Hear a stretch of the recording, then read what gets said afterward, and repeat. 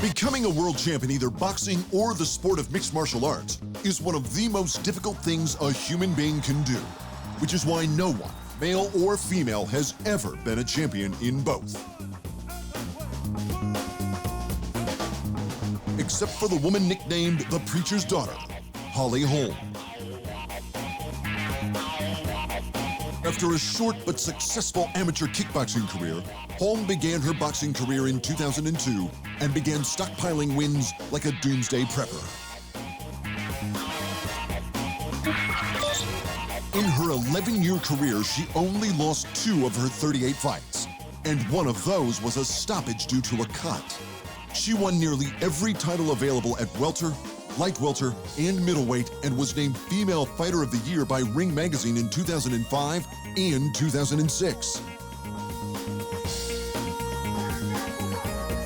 Arguably the best boxer of her time, Holm was still fighting on small cards at the Route 66 casino in her hometown of Albuquerque.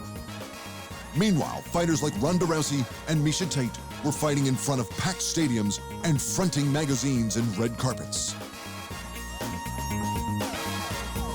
So Holm jumped sports. She joined the UFC as a raw 7-0 bantamweight and let her fast hands do the talking. But Ronda Rousey had cleaned out the division, so Holm found herself fast-tracked to a title shot. And in one of the more famous bouts in UFC history, Holly handed Rousey her first defeat, claiming the title in her new sport. So I'll be very proud of the accomplishment. Why wouldn't I be? It's something that no female's ever been able to do, much less a female that's come from the boxing world. This is a whole new career for me. I started a whole new career at 30. The Preacher's Daughter may have been the first to do it, but she was pretty sure she wouldn't be the last. I feel like fighting it's the oldest sport in the book, and it's always going to be evolving. People are going to be wanting to, if you have the fighter in you, whether it's MMA, boxing, whatever it is, I feel like it's going to be, something that's always going to be intriguing for people. They want to, follow whatever it is. So there might be more crossovers, in the future, so we'll see. Holly Holm's successes are legendary and have ensured she will always have a legacy in the fight game. But as her coach says, her legacy may run deeper than just her record. Holly's on. She's come to a whole new level. People are seeing how strong she is. She's a good person. She's brought a whole new market to MMA as a whole. We have moms now that want their daughters to grow up to be like Holly. In her first title defense, Holm would lose via submission to Miesha Tate in the 5th and final round at UFC 196. But an opportunity to face former kickboxing champion Germaine de Randamie at UFC 208 for the inaugural women's featherweight title provided a chance to make history and become the first woman to win titles in 2 separate weight divisions. Her head kick KO of Ronda Rousey, now a distant memory. It's one of those things where that was my first, big title fight with the UFC, and it was a huge deal. And I feel like there's nerves that I felt for that fight that I'll never feel again. And I'm okay knowing that each experience feels different. This is nerves in a whole different way. It's not just the belt. It's the first time 145-pound division's even been in there. And it's for the title, and it's in a different weight class. I have the opportunity to get titles in 2 different weight classes.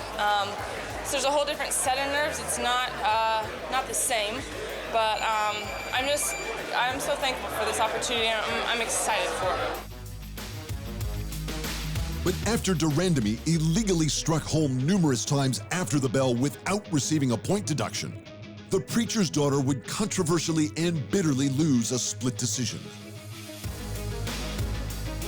I know what my capabilities are. I know I didn't do as much damage as I wanted to do when I had her on the cage, but as far as kind of controlling the pace and controlling the fight, so yeah, the fight could have gone either way.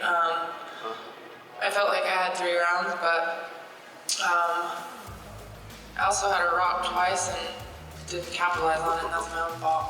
Those are some of her best shots of the whole night were after the bell. I don't know how the judges saw that. If they see that as points for her, then,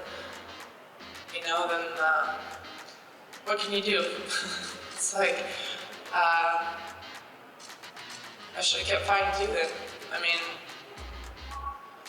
I should have really capitalized on moments when I did well and not even let her get to that point. 2019 saw Holly sign a new 6-fight contract with the UFC and once again challenge for the bantamweight belt.